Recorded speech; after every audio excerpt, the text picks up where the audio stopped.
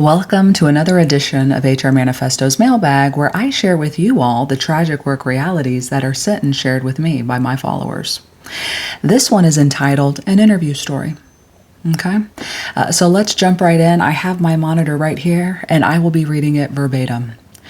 A coworker and I were recruiting at a career fair at our alma mater. It was a long day of interviewing a bunch of bright-eyed candidates trying to find their first post-college job and start their career journey. We had interviewed 6 candidates already with 2 more to go, and in walks our 7th interview of the day. The interview was going well. We were about halfway through it, and then we asked the old, "Tell us about a time where you faced adversity and how did you overcome it?" question. Well, we were not expecting the answer we got. Turns out, when he was in high school, he was running for a student-elected position. It was a contentious election from the start, and about 2 weeks before Election Day, a couple of unflattering rumors were being spread about the interviewee. This greatly upset him, and his body language and verbal tone became very tense while he was retelling the story.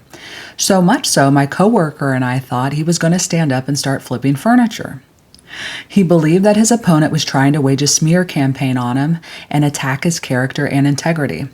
So he chose an interesting and very concerning method of dealing with this adversity. He paid some other students to lure this other candidate behind one of their school buildings and beat that candidate up. Messed him up really good, the interviewee told us. On the day of the election, our interviewee won in a landslide, including the vote of the opposing candidate that just got the shit beat out of him. At that point of the interview, he turned prideful and said with a straight face, "And so that is how I overcame adversity and achieved my goal of becoming student body president." With that, my coworker and I looked at each other, paused, and then I stood up and said, "Well, we appreciate you taking the time to come interview us. Your resume is very impressive.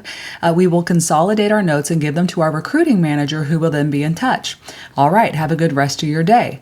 He left the room, I closed the door, and my coworker said, "Holy shit, I thought that guy might put a hit out on us." Luckily for us, the last interview of the day was a no-show, so we packed our shit up and left in a hurry. We wrote NO in large letters across the interview summary and his resume. The recruiting manager asked us a few days later what the story was behind that interview summary, and we told him that the candidate had legit put a hit out on someone and told us that in the interview. The recruiting manager said, "Yeah, that's not good, though he would probably have fit in on 3rd shift.